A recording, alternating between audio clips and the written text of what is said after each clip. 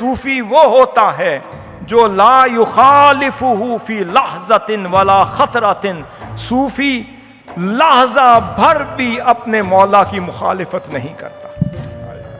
اب صوفی کی ڈیفینیشن سنیے، صوفی اور طالب کون ہوتا ہے، صوفی کون ہوتا ہے، مرید حقیقی کون ہوتا ہے، محسن کون ہوتا ہے، سالک کون ہوتا ہے۔ یہ آخری دو باتیں سنا رہا ہوں۔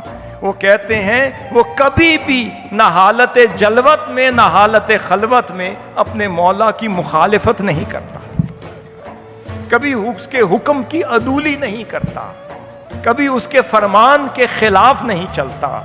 پھر فرماتے ہیں وَيُحْسِنُ مَنْ أَسَاءَ إِلَيْهِ، فرمایا صوفی وہ ہوتا ہے اگر کوئی اس سے زیادتی کر لے وہ اس سے حسن سلوک سے پیش آ رہا ہو۔ پھر صوفی اور ادب والا کون ہوتا ہے؟ فرماتے ہیں وَلَا يَتَّبِعْ مُرَادَ النَّفْسِ، وہ کبھی بھی خواہشات نفس کی پیروی نہیں کرتا۔ پھر پوچھا اور کون ہوتا ہے؟ فرماتے ہیں وَيَشْكُرُ عِنْدَ النِّعْمَةِ، اگر نعمت مل جائے تو شکر گزار ہو جاتا ہے۔ وَيَصْبِرُ عِنْدَ الشِّدَّةِ، اور اگر اللہ تنگ دستی اس پر طاری کر دے تو صبر کا پیکر ہو جاتا ہے۔ پھر پوچھا صوفی اور کون ہوتا ہے؟ فرمایا تفضل علی من دونہ، جو اس سے کم تر لوگ ہوتے ہیں اس پر ہمیشہ خرچ کرتا رہتا ہے، اسے رفق اور نرمی سے پیش آتا ہے اور انہیں اپنے سے افضل سمجھتا ہے، ہر حال میں ان کا خیال رکھتا ہے اور اپنے آپ کو مٹاتا چلا جاتا ہے۔ ان سے پوچھا اور صوفی کون ہوتا ہے؟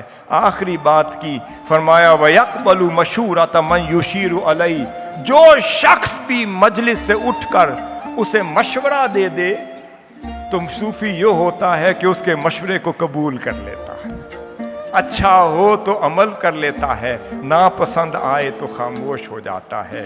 یہ عمل کرنے والا صوفی کہلاتا ہے۔